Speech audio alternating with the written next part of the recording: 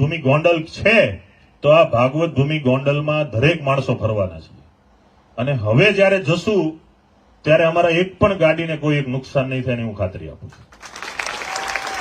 પહેલી વાર હોય તો સ્વાભાવિક છે કે આપણે એમને એ માન સન્માન આપવામાં ઉણા ઉતરે, પણ આપણા તો સંસ્કાર છે, આપણે માન સન્માન આપીએ. પ્રથમ વખત અમે ગયા, એક પણ પ્રકારનું ઘર્ષણ નહીં, કોઈની સાથે વાત નહીં, કોઈ સાથે મારામારી બોલાચાલી કોઈ પણ વિરોધ વગર અમે સંપૂર્ણ રીતે પરત આવ્યા.